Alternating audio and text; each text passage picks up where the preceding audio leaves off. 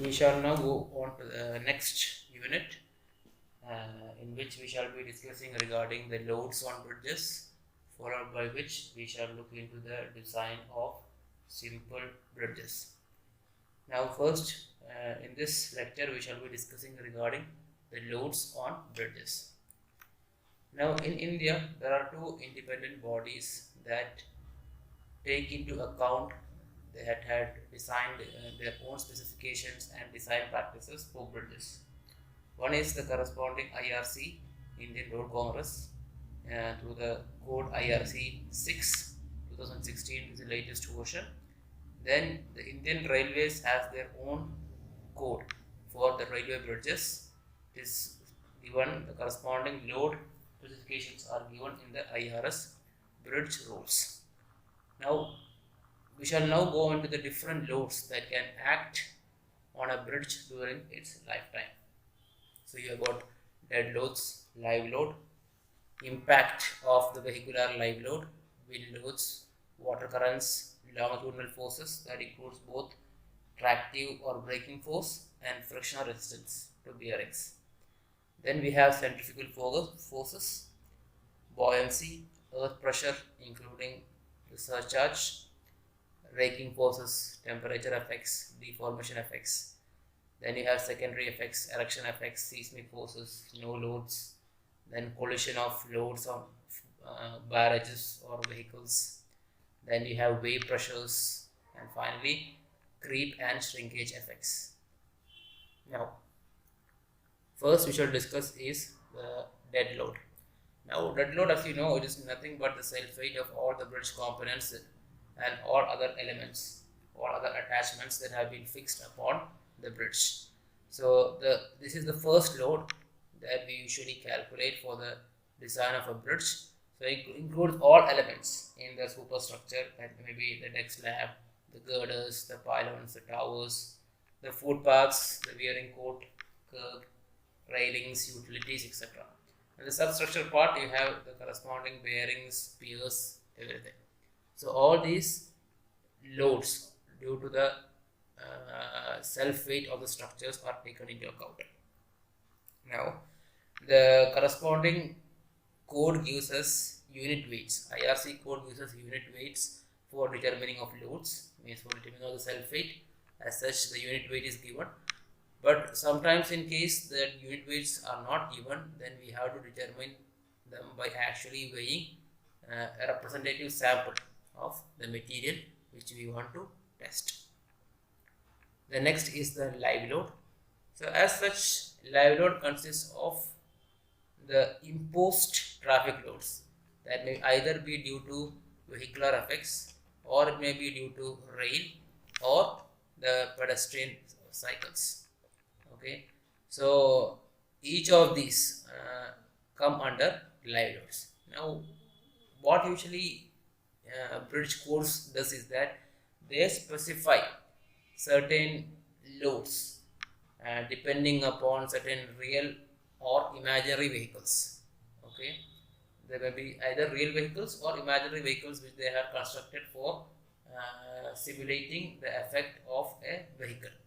Now, these corresponding values and distributions are selected in such a way, the corresponding where to be placed, what is the distance to be placed, okay, the minimum distance between them, how many corresponding vehicles should be considered on the load at a time. These things are selected so as to have a maximum internal forces in the bridges, and depending upon which you can design.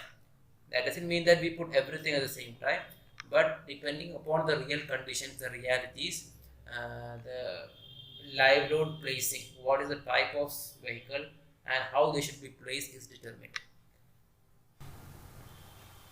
Now, Indian Railways, what they has done is that they had the corresponding, they had designed, okay, the railway bridges, including the combined rail and road bridges, are to be designed for certain railway standard loading.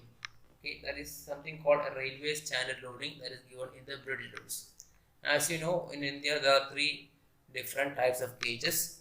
So depending upon that, there are three different types of loadings are given. So for broad gauge it is given, meter gauge it is given, and narrow gauge is given. So even in broad gauge there is separate for main line and branch line. In meter gauge there is separate for the main line, branch line and standard C. And for narrow gauge you have H class, A class, main line and B class, branch line. Now these are the corresponding sample loading that is given for a modified meter gauge as per the 1988. So you can see in each of these the corresponding axle load of the tires is given to you here in kilonewton or tons. Okay, in brackets it is given in tons. So you have, for example, here you have 155.9, that's approximately 16 tons load.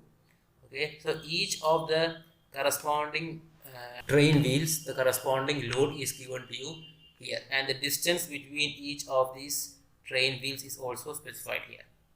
Okay, so as such this corresponding table or this corresponding figure is available in the IRS bridge routes. Okay, so for different types of locomotives, whether it is COCO locomotives or BOB locomotives or it is MGML loading, whatever it is, these corresponding values are given in the bridge rules. So this same thing, the meter gauge standard loading for 1929, then the broad gauge loading for 1926. So these corresponding values are given in the bridge rules itself. There are a large number of figures. I have not included all of them, but we go through it, you will understand that. So in all the above cases, okay, you have the standard loading that can act on a bridge in case of railways consists of two locomotives. Locomotives is actually the corresponding power unit which carries, which pulls the train. So two locomotives with definite loadings. Okay, so this corresponding locomotive will have an axle load and the corresponding axle load will have a spacing. So two corresponding locomotives plus a train of specified loading. Okay, now the train itself is the place, is the elements which carry the freight or the passengers. So as such, the corresponding locomotive, two locomotives plus a train of specified loading. So that train will also have a specified loading, and that loading is given per linear meter. Okay, so the locomotive is given in axle loadings and the freight or the train compartments are given in terms of the load is given in terms of per meter. Okay, that act on both sides of the locomotives.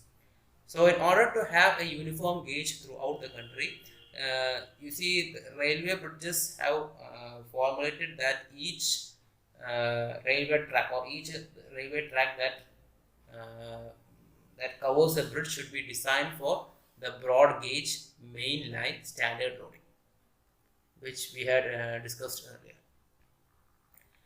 Now this is in case of actual bridges that need to be designed, but in case of a simply supported or continuous spans, then for a simplified analysis of bridges, the Indian Railways has given something called a equivalent uniformly distributed load or EUDL.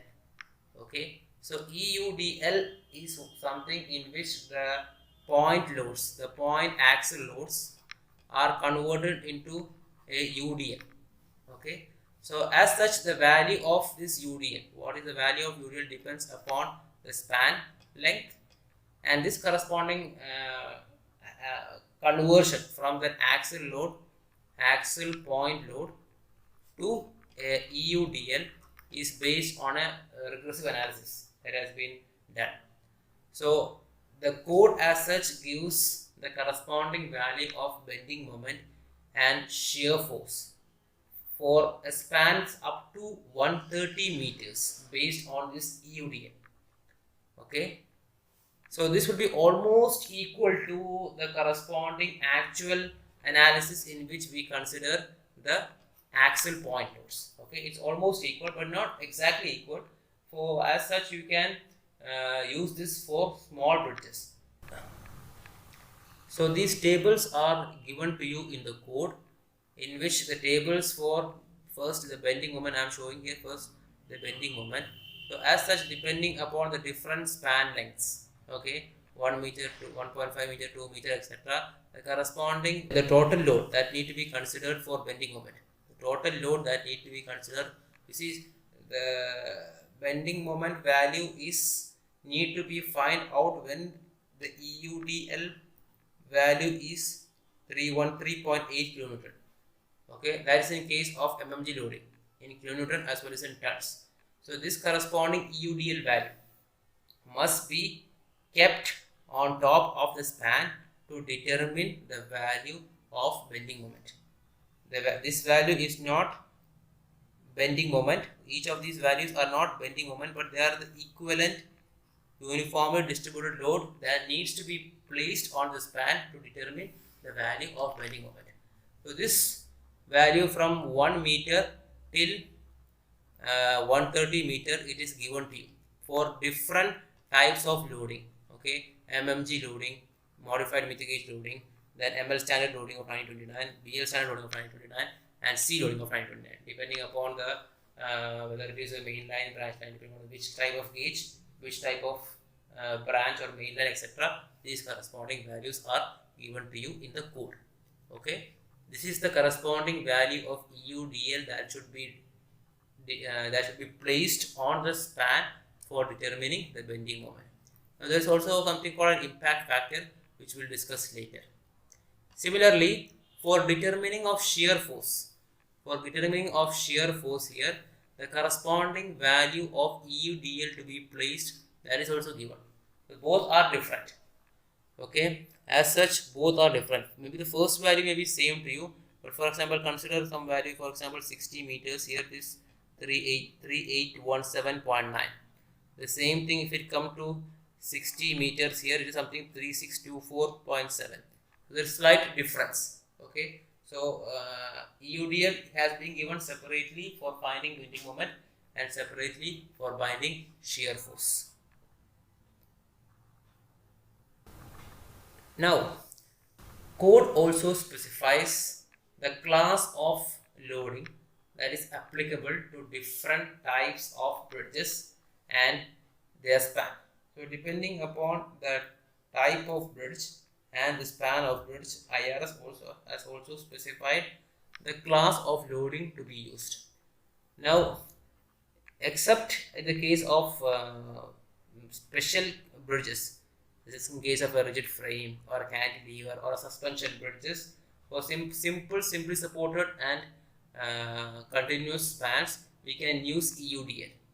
Okay, but for more complicated structures, which is such as a cantilever or suspension bridge, then you will have to start from the basic wind loads. You cannot use EUDL. Equivalent uniform distributed load cannot be used, and we have to start from the basic wind loads. Now, next we are coming to the live load specified by the Indian Road Congress. Now, IRC 6, the latest version 2014, has given the specifications for various loads and the stresses to be considered in the bridge design. So, as such, IRS has recommended certain type of vehicles for the calculation. Okay. Now, this corresponding IRC has recommended certain types of vehicles for the calculation of the stresses in the bridge design. Now, there are many different types of loadings. Okay, it's not 3 loadings, but there are different types of loadings. Okay, so you have something called class A, class B, 70R loading, class SV, that is special vehicle, then you have class AA. In the earlier IRC 6 code, class A, B, 70R and class AA were more important. But in the latest code, class SV, special vehicles, has also been included, and class AA has been shifted to the appendix. Okay. Now, you see the corresponding detailed diagram of the vehicle as well as the axle loads. Each of these axle loads has been given to you. okay, and the spacing between these loads. So all these values have been given in the code, okay, and at least the minimum spacing between any two vehicles, that is also given here. So as such, all these values are this for class A, okay. This corresponding vehicle is class A. The same vehicle here, it is shown in the other direction to indicate the what we call the code also specifies the corresponding contact area of the tires, the B the width, the W width and the B breadth. Both of these values are also given in the code, okay. So that much detail it is, okay, that much detail. Similarly, the same thing can be obtained for is given in class B. Similarly, you have the 70R loading. Now for class 70R loading and class AA, there are two types of loading. Class 70R, you have something called wheeled, okay, in which you have the wheels and the corresponding load is given to you. Remember one thing, all these loads are given in tons, okay, 4.1, 4.1, 4.1 are all given in tons. So you have this corresponding 70R wheeled loading in which the tires are shown and the corresponding distance between the axles are shown here, okay. And the second one is tracked vehicles. Tracked vehicles, you must have seen certain vehicles will have tracks. So such class 70R, there is also a type of vehicle called tracked vehicles. So the corresponding loading of the track, the distance, the length of the track are all given. So in this, the total load on the one track is 35 tons. Okay, so there are two tracks here, 35 tons happening, and the distance between two such tracked vehicles should be minimum of 90 meters, minimum value. Okay, 4.570 meter is the corresponding length of one track, and the width of the track is 0.84 meters. The distance between the edges of the track is given as 2.9 meters. So these values are already given in the code, okay. Then you have special vehicle, SV vehicle, in which the corresponding is actually a vehicle that is meant for carrying very heavy loads, okay, or specialized maybe what you call cars, or specialized maybe even mechanical equipment as such, etc., or long pipes, or even bridge sections, etc. So for these things, this corresponding special vehicle is employed, and each of these loads and the corresponding distance between them is given to you, okay. Here you can see these details properly, okay. The transverse as well as longitudinal views are shown here. Then you have the class AA vehicle. Class AA vehicle was actually more prominent in the older code, but now, this time it has been moved to the appendix because its relevance has reduced. So as such, you can see the corresponding even class AA, there are also two types. You have wheeled as well as tracked. So this is the corresponding class AA wheeled vehicle in which the tires and their loads are given to you. Then you have something called class AA. This is not wheeled but tracked, okay. You have class AA tracked. This is similar to a track. It's almost like you have tank, okay. The corresponding load is given to you 35 tons, okay, and the width of the track, the length of the track, etc., given to you. 3.6 meters is the length, and minimum of 90 meters between two corresponding class AA tracked vehicles. These values are already given in the IRC code. Just go through the code, you'll see all these figures. Now, the IRC code not only gives the axle load, but it also gives the spacing and the width of the contact area. As I showed you earlier, the width as well as the width of the contact area, the spacing between the axle loads, each things are also given. So as such, all these besides all these values, IRC also specifies the distance between the successive vehicles. The distance between, as I said you in the earlier figure, the distance between two vehicles is given as 90 meters in this case. So as such, this value is also given in the IRC code. Then you have the minimum clearance from the curb. Okay, so you can see here in this figure, the clearance from the curb is given to you. So this value F indicates the clearance from the curb. Okay, and then the minimum clearance between the outer edge of the wheel or track of the passing and crossing vehicles. So in case you have a bridge with multiple lanes, okay, so there may be two or multi-lane tracks. So as such, the distance between the two vehicles, either they are crossing over or they are passing the same direction, that value has also been given in the code.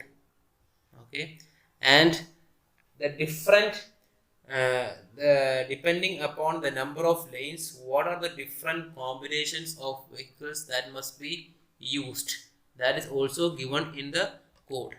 So that corresponding thing, this is actually the older one. In the latest one, you can see the code has specified these values in diagrams. Okay, so depending upon the carriageway width, okay, then the number of lanes that need to be considered for the design and the type of load combinations, these things are given in the code as such. Okay, so we have the carriageway less than 5.3 meters till a carriageway width more than 20 meters. So the number of lanes that must be considered for the design purpose, that is also been included, and what is the type of vehicle. Okay, not the type of vehicle, what is the type of vehicle and its combination, that must be considered for finding the maximum live load happening on the bridge. That is also given in the code. Next, now in case for bridges that are closer to the heavy industrial areas, ports or mines, etc., there may be a congestion of vehicles, means a congestion of vehicles that are very heavy. So in these ports, heavy industries, okay, you have these large heavy weight lorries, or what you call vehicles that frequently travel in between. So to take that into account, a factor called the congestion factor. Okay, the congestion factor has been incorporated in the IRC code.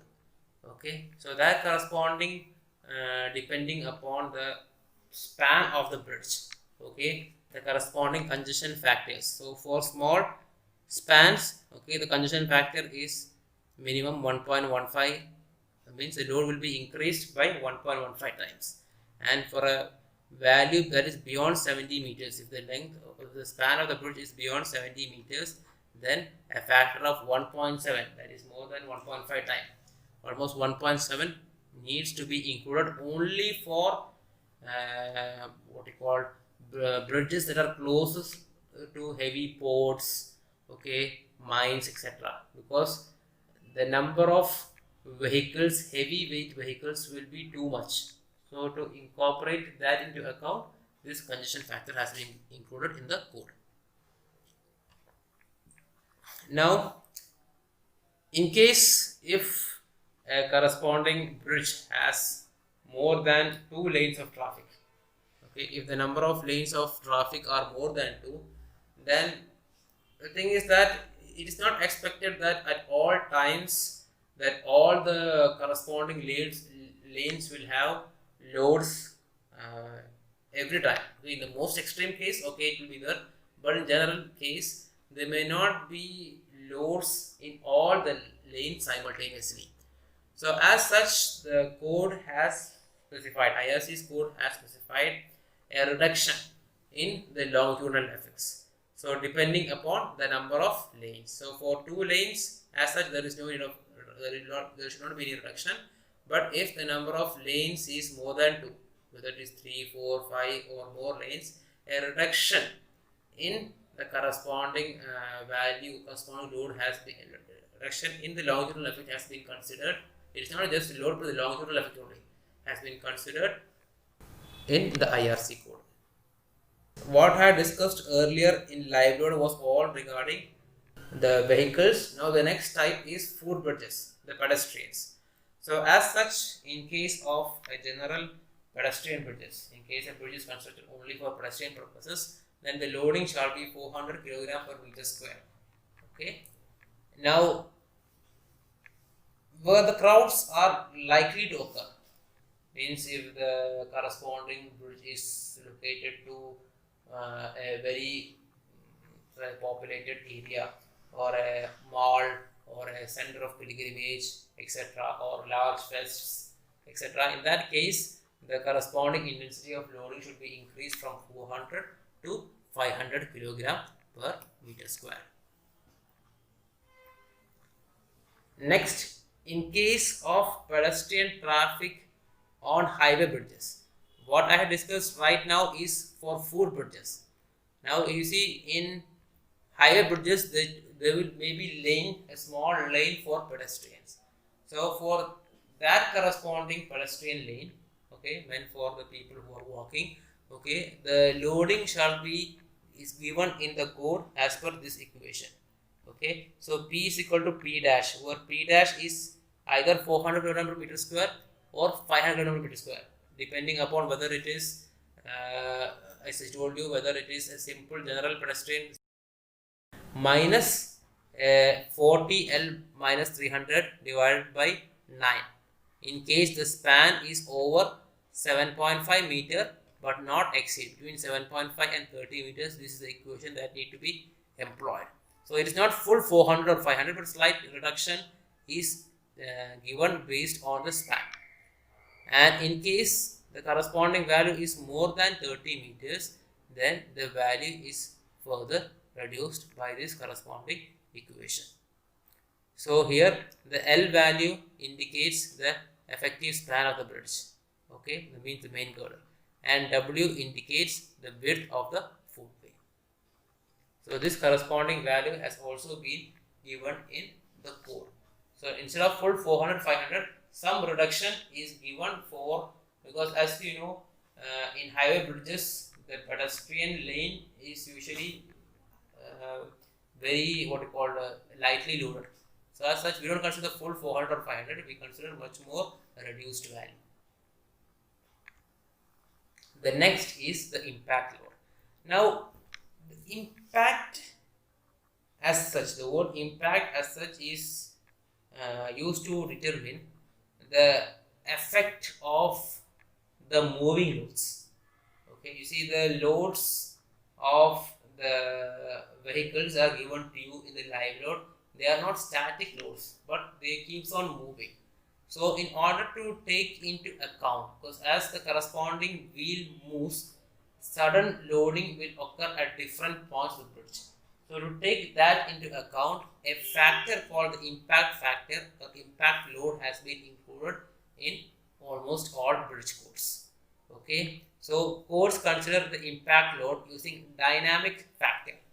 Okay, means the equivalent, the static loading is multiplied by a dynamic factor to take into account the impact, the oscillations, and other dynamic effects that can be associated with the rolling of these heavy loads. Okay, now usually the impact factor is specified in most codes. It is specified based on the span, the type of vehicle, that is whether it is SV, class A, class AA, etc., and depending upon the type of the deck structure, the impact load has been given.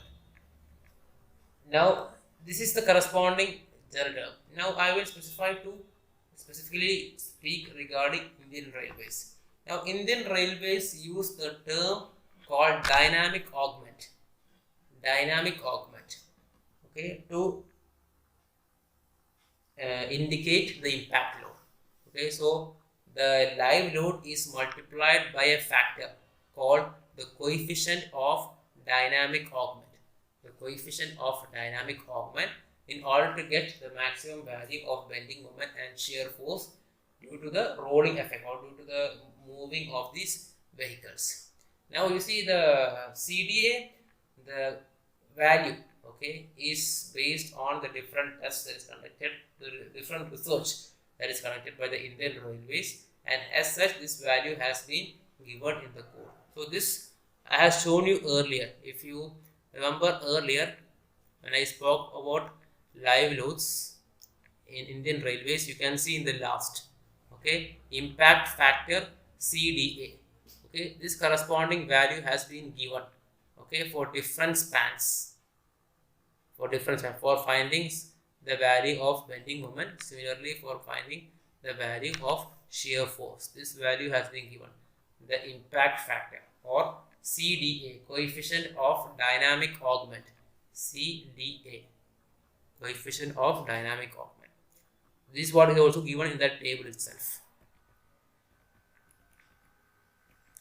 Okay, now in case of the Indian IRC code, Indian Road Congress, okay, the corresponding impact loading is specified in terms of an impact factor.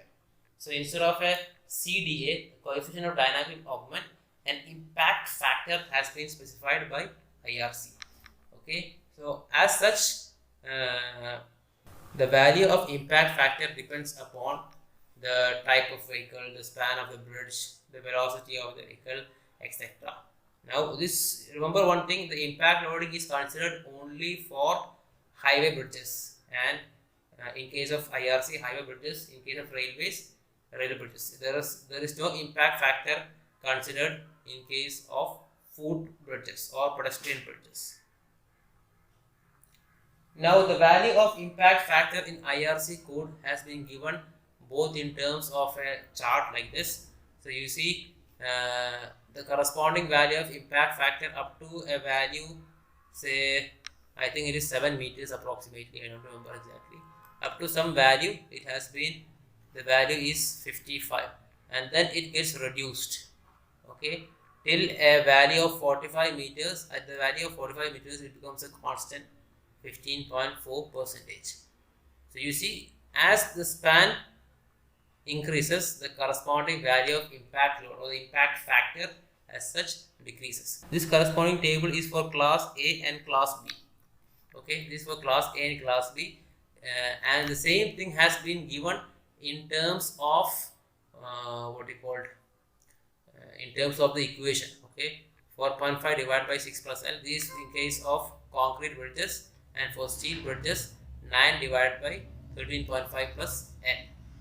Okay, this can be applicable anywhere between 3 and 45 meters for class A and B loading. Then class AA and 70R loading is slightly different. Okay, whether it is track or wheel. I told you class AA and class 70R, there are two types.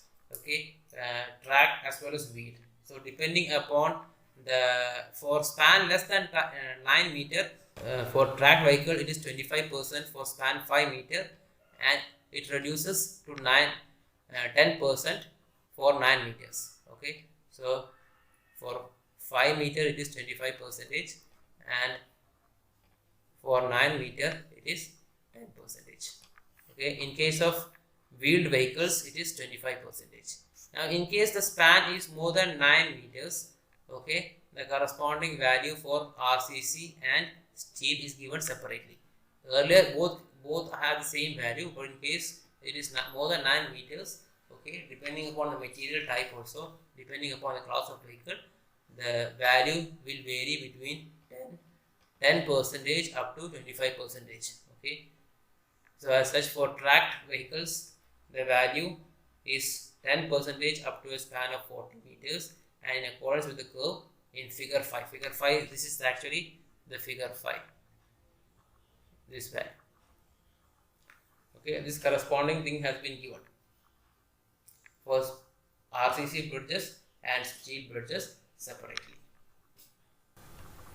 The type of bridge. Okay, what is the value of L that needs to be considered? That is specified here. So in case of a simply supported or a continuous span here, whether it is simply supported or continuous span, the value of L in the equation should be L effective, the complete L effective. Now for bridges having cantilever arms. I told you there are cantilever bridges, okay, and without suspended spans, and there are no suspended spans, then the effective overhang of the cantilever arms reduced by 25% for loads. Okay, the effective overhang. Okay, so this corresponding, you see, you have a bridges that may overhang on both sides. Okay, so this corresponding overhang, 25% of this corresponding value plus L effective. Okay, so 25% on both sides of the cantilever span plus the span in between. That should be the total value of L. Similarly, for bridges having cantilever span with suspended span, then the value is L effective includes the effective overhang of the cantilever plus half the length of the suspended span. So you have something called a cantilever span as well as suspended span. I hope we had discussed this earlier. Okay, we have something called a suspended span, and then you have something called a cantilever span. The suspended span will be resting on the cantilever span. Okay, the suspended span will be resting on the cantilever span. As such, these values has been given for finding the value of L. The next is the wind load. Now, the action of wind on a bridge depends upon the site conditions. The site conditions determine the intensity. Okay, depending on site conditions, that determine the intensity, and followed by the geometrical characteristics of the bridge. Okay. Now, for small short span bridges, wind load is not that prominent. But in the case of structures in which have significant span, say greater than 100 meters, in that case, or maybe 200 meters, in that case, then the corresponding wind load must have a greater effect. Now, the wind load has a greater effect in the substructure design in case of medium spans.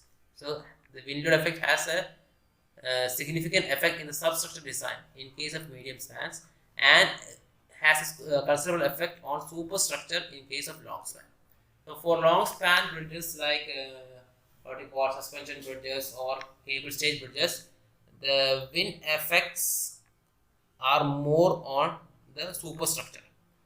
What compared to if the bridges have comparatively medium span, like you go for a girder bridge or a box girder bridge, in that case the corresponding wind effect is more prominent.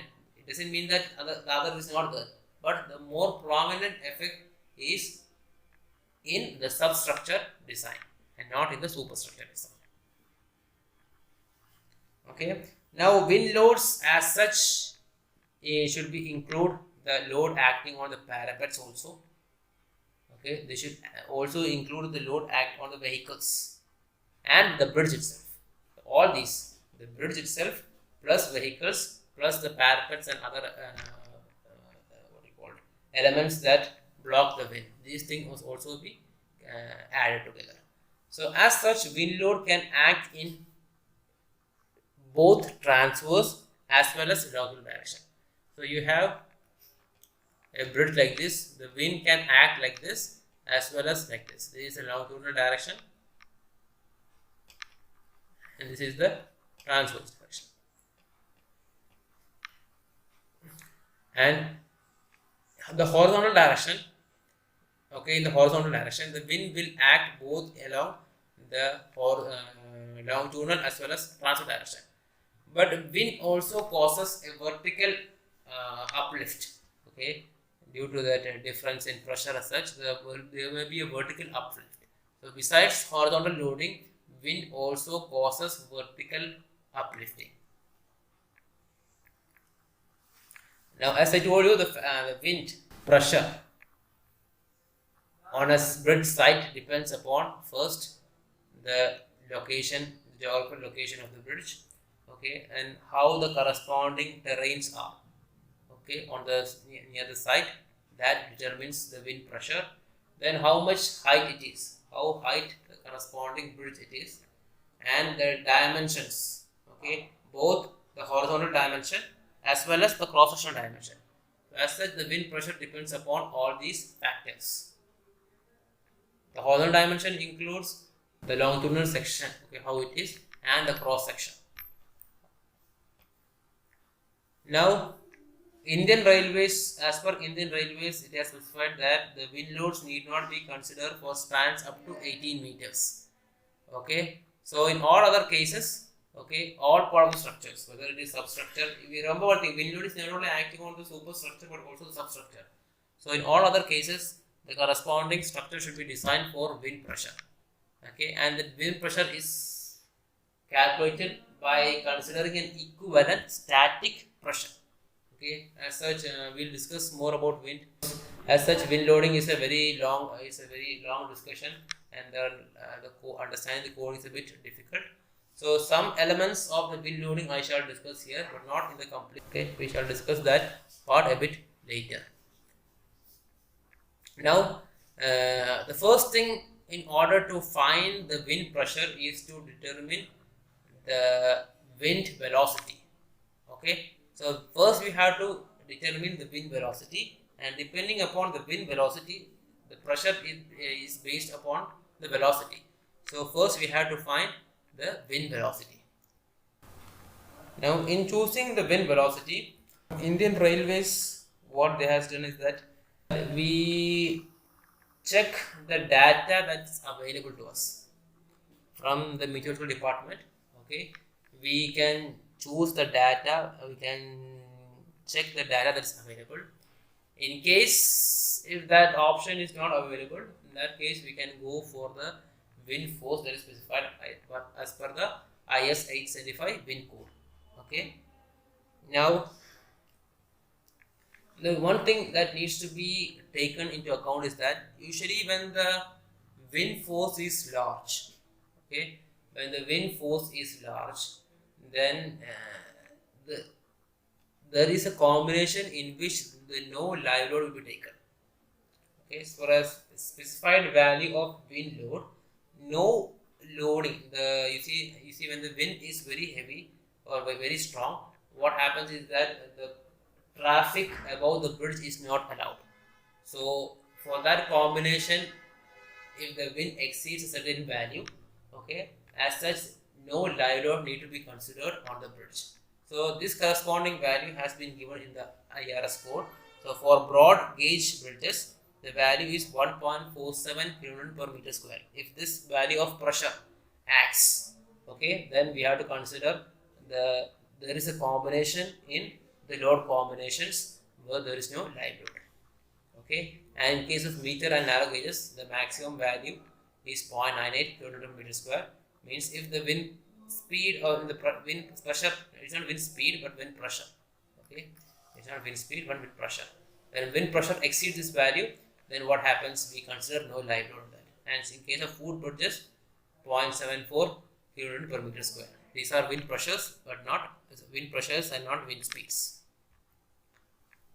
Now, as such, the IRS also specified, the Indian Railways also specified the exposed area that need to be considered.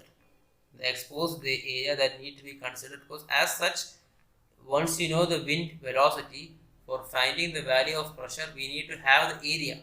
Okay, so for that purpose, okay, the corresponding code has given what area need to be included to find the pressure from the velocity. So as such, for depending upon whether the span is loaded or unloaded, okay, the value may change from 1.5 times of the horizontal projected area.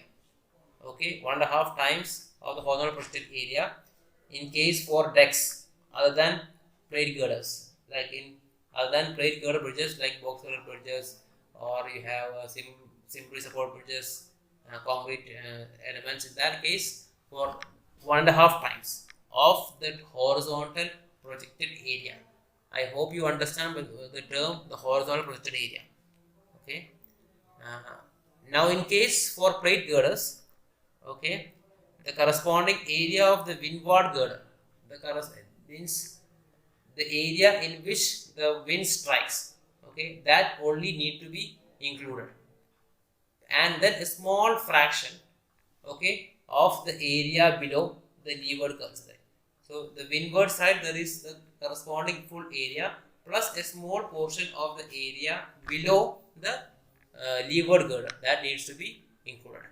Okay, then depending upon the spacing of the what you call the leeward girder, the corresponding value has been given. Whether it is less than half depth, the value is 0. Okay, if it is more than 1, if it is 1.5 depth, 2 depth, then the value that need to be considered is 1. Similarly, the same thing has been also given for load spans. Okay, I'm not going into much detail regarding these things. The thing is that the corresponding exposed area, for example, in this case, the height for railway bridges, okay, the height of the moving load is the distance between the top of the highest stack for which the bridge is designed and the rail level less than 600 mm. So, you see that height of the moving load means what is the height of the train that is acting on it. Okay, what is the height of the train that is acting on it to a level just 600 mm, okay, above the rail level.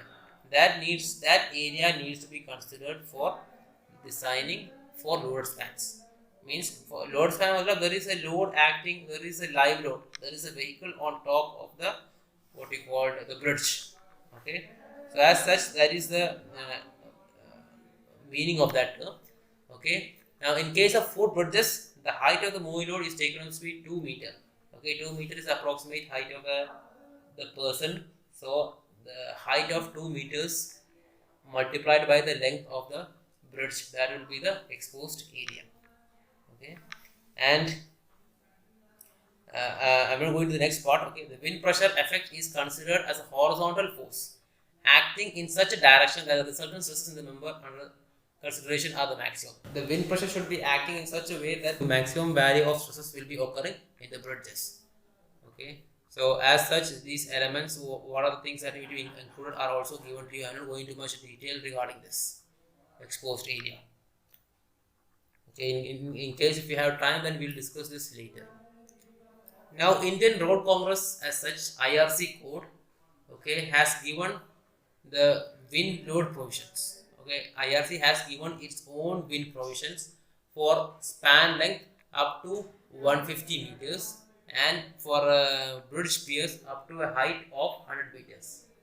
Okay, now these wind load provisions are given only for simple type of bridges like simply supported, continuous, and a few more simple type of bridges. In case of more complicated structures like you have a cable stayed bridge or suspension bridge or maybe a ribbon bridge, etc., then we have to go for proper literature, proper research, okay, and proper testing. Wind load testing things need to be taken into account for designing such type of structures, okay, in which we have actual model that is created and then we test it in the wind. These things all come into picture in case we design for more complex bridges such as suspension or cable stayed or such bridges, or maybe even box girder bridges. We may do this in case the bridge is at a very large height. Okay, in that in case areas where there is a great valley, okay, and the bridge is located at a very height, and then in case there is a curvature, you have horizontal curve. In such situations also, we consider separate model studies in the laboratory or in the research facility to determine the load acting, the wind load acting on the bridge. Now, the other way in which you can find out is by using the IS 875 code. Okay, so as such, IS 874 code has a map that is given to you. It has also the corresponding value given table format for different cities, from which you can find the mean wind speed. Remember what I am talking of, the hourly mean wind speed. Okay, this corresponding map has also been given in the IRC 6 also. Now, hourly mean wind pressure. Okay, so from the hourly mean wind speed, we determine the hourly mean wind pressure. Okay, so as such, this values has been specified by the code based on a return period of 100 years. okay, for a normal terrain. Okay, so as such, the value is based for a normal terrain with uh, small obstructions and a flat topography.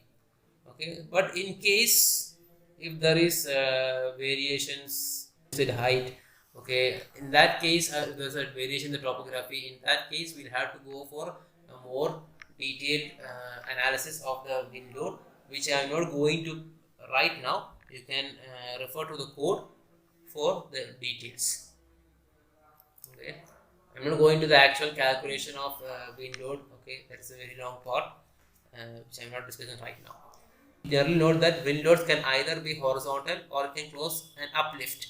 Okay, now the horizontal either in the transverse direction, okay, or in the longitudinal direction, and as I told you, it may cause an uplift.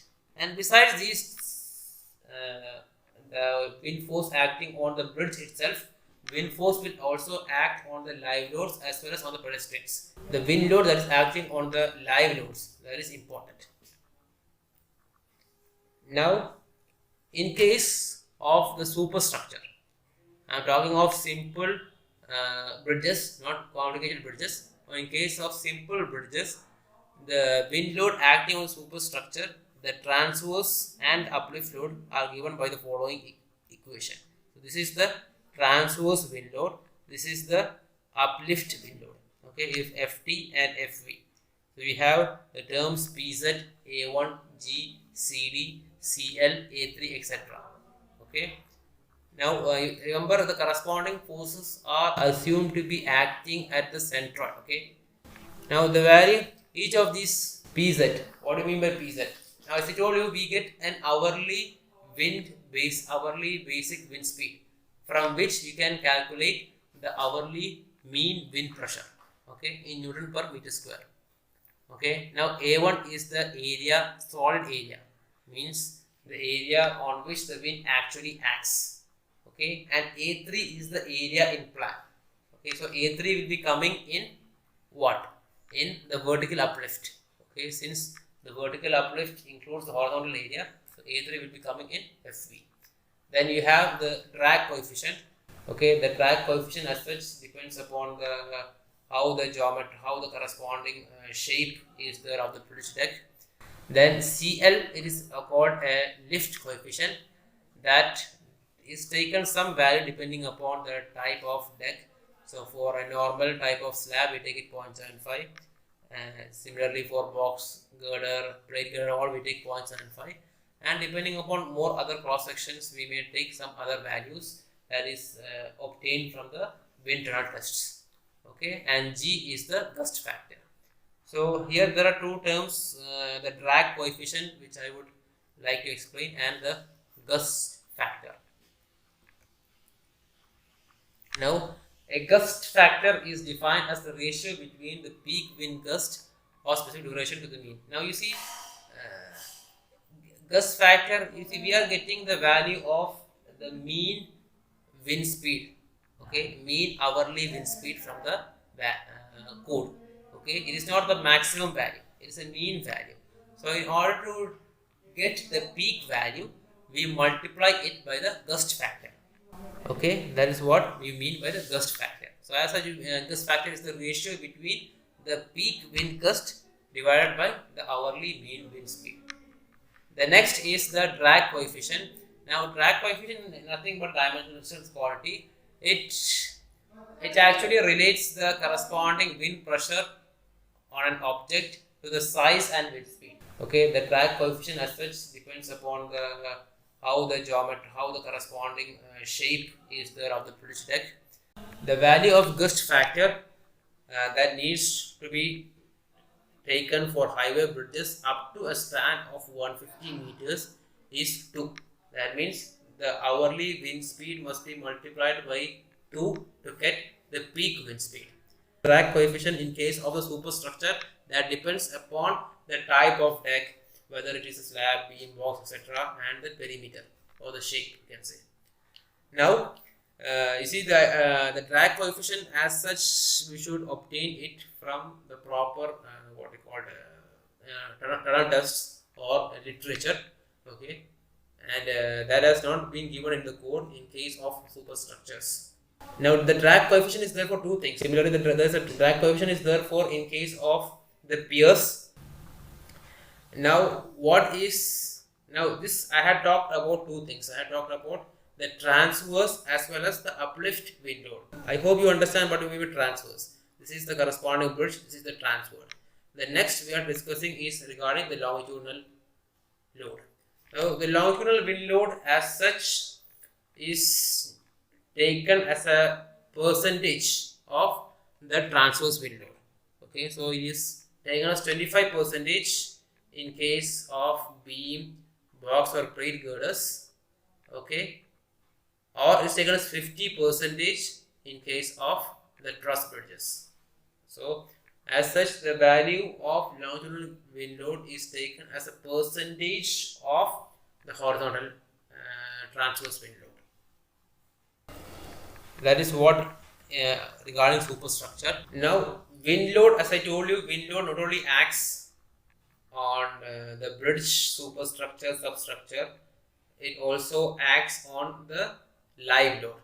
Now the corresponding transverse wind load, okay, acting on the live load is based upon the exposed area. Okay, the exposed area, it need to be computed. I am not going to the detailed calculation of that. Okay, and the exposed area need to be computed and shall be taken as 1.2. FT value shall be taken as 1.2. So the exposed area. Okay, so if you see from the elevation, the exposed frontal area will be the full length of the bridge up to a height of 3 meters above the surface. Now this corresponding is the transverse loading. Okay, this is the corresponding transverse loading, transverse. Okay, the longitudinal loading, the wind load acts on the live load both in the transverse as well as in the, you see, I'll show you here. Okay, you have a bridge here, you have a vehicle here. So okay, the load acting in this direction, that is called transverse wind load on the live load. And you have a longitudinal wind load that is acting on the live load. So the longitudinal wind load acting on the live load shall be taken as 25% of the transverse wind load. Okay, and it should be acting at a height of 1.5 meters above the roadway. The acting height. Okay, we assume the you see why you need to find the acting height is to determine the value of moment that can occur. Okay, due to this load. So that value is to be taken as 1.5 meters above the roadway. Okay, in case of bridges, when the load exceeds a specific wind speed, then as I told you, in IRS code I had specified earlier that if the corresponding wind pressure exceeds a specific value, then there is no live load considered on the bridge. Similarly, in IRC code also, instead of wind pressure, the corresponding value is given in terms of wind speed. So if the wind speed exceeds 36 meter per second, then we assume that there is no live load on the bridge, because in case of heavy winds we don't permit traffic on the bridge. So I have talked about the corresponding wind load acting on the superstructure in both the longitudinal and transverse direction on the live load, and finally we shall be talking regarding the wind load acting on the substructure. Now here also there are two directions, transverse and longitudinal. In the transverse direction, the equation is given to you in this format. Okay, and then you have the corresponding A1 indicates the solid area, as I told earlier, and CD is the drag coefficient, G is the gust factor, and PZ is the pressure acting. And this corresponding value of CD is different from the earlier. Earlier CD value depends upon the type of cross section, whether it is a slab type box obtained from the wind tunnel. In case of the substructure, the code has specified this table, okay, for finding the gust drag coefficient in case of piers. So depending upon whether it is a rectangular or circular or other cross sections, these values have been given in the code based on the width to breadth ratio.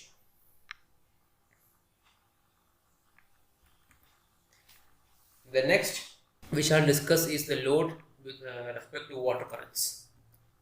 Now you have the bridges as such. A part in case of bridges that cross rivers or streams, you will have a part of the bridge that is submerged in the water. So as such, there will be water currents that are acting at times, and hence that needs to be considered in the design. Okay. Now, as you know, the force acting will be maximum at the top of the water level and minimum or almost zero at the bottom. Indian Railways, what they has done is that now in case you have the piers, okay, in case the piers are parallel, to the velocity of the running water, in case the piers are parallel, and the corresponding value of pressure is given as P equals KAV square. Okay, so as such, K is a constant depending upon the different shape of the pier. Okay, and V is the maximum velocity. As you know, A is the area of cross section of elevation. Okay, area of cross section of elevation. So in elevation, what is the exposed part? So if I look from, if the water current is flowing like this, what is the area here? This is the exposed area. Okay, exposed area, what is here? So if I draw it like this, if I am seeing the elevation like this, okay, and the water is up to this level, okay, so this area, that is called the exposed area in elevation. The corresponding water is going into the paper. So as such, this area, and then multiplied by V square, where V is the maximum mean velocity of the current. So this corresponding value of K as such, depending upon the type of pier, okay, this K value has been given in the code. It depends upon how the corresponding water is being diverted. Okay, so in case the water is striking it very bluntly, then the value of K is higher. As it's rounded, then the currents will easily pass much more easily. The value gets almost reduced. So depending upon the angle in between, okay, bluntly facing the corresponding water current, so the maximum value of K is there, and the minimum value will be 24. Okay, when piers, in case of piers with cut and ease, if the corresponding cut is in the form of an equilateral triangle, you have the minimum value 24. These have been based on research. Okay, I'm not going into much detail regarding this part. The value of K is, we had found out the value of V. V is the maximum mean velocity here. So how do you find the maximum mean velocity? So this can be obtained from the past record. Okay, the past record of the data that is available to us with the department, and in case there are no past records available, then we can use the simple formula based on the alluvial glacis form. Equation has been derived. Okay, V equals QF square divided by 140 whole raised to 1 by 6 multiplied by width of unobstructed waterway by width of obstructed waterway. This equation has been given in the code in Indian Railways. If the particulars of discharge and sill factor are not available, then the velocity of the current may be assumed as 3 meters per second. Now, where the past record is not available and the bridge is constructed across a river other than alluvial bed, then the velocity of the current may be estimated from observations on the adjacent sites. Okay, if there are any other bridges or any other areas where we can measure the velocity, then we take the value from those rivers or those sites to find the value of V. Now, what I discussed is earlier was in the case when the you see the piers are parallel. Okay, the piers are parallel to the direction of water current. Now, in case of skewed bridges, okay, skewed bridges are bridges in which the corresponding pier is like this and the water is like this. Okay, in case of skewed bridges, I hope you understand the term skew. So in case of skew bridges, what happens is that there will be two parts of the pressure. One that is parallel, one that is along like this, and the other that is normal here. Okay, so that both should be taken into account. Now the corresponding value that is parallel, once you have a water gun like this, I can divide into two parts, one acting along the parallel direction, the other acting in the normal direction. Now in case of the parallel, I can find the value of the pressure from the previous equation which we had discussed earlier.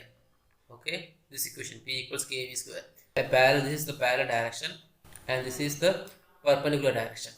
Now in case it is normal, the same equation but with the k value of 79 needs to be included, except in case of circular piers where the k value will be 35. The Indian road congress has slightly different equation. Okay, in case of the piers that are parallel, the value P is given as 52 kV square. 52 kV square.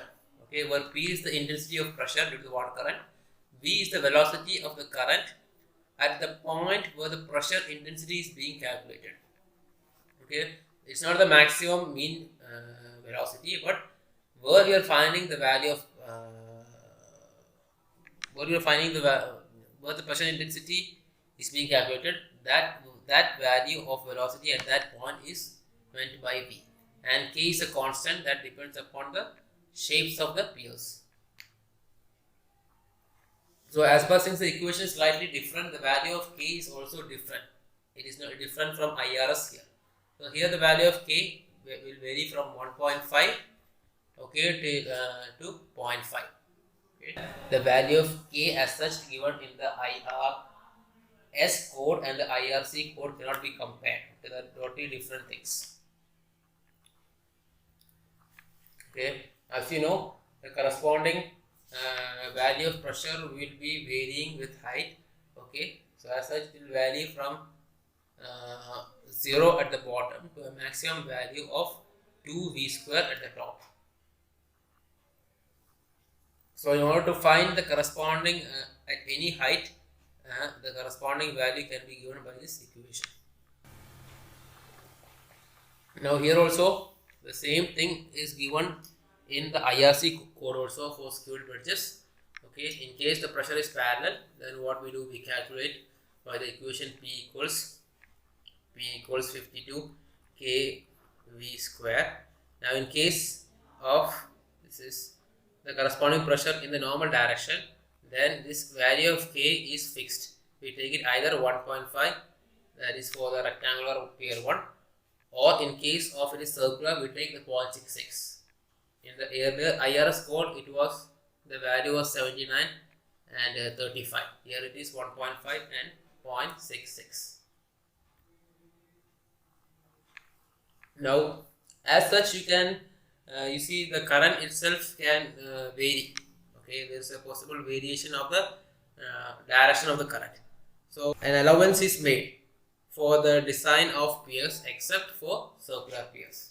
Okay, because as such, even though we can assume, if you assume the water is flowing parallelly, there may be certain chances due to meandering effects or some other effects. There may be slight change in the angle. So as such, what we do is that even though the piers are parallel, okay, they are designed for an extra 20-degree angle. Okay, instead of exactly parallel, okay, instead of exactly parallel, we incline the piers to slight small angle 20-degree, and then we calculate the corresponding value of pressure. Okay.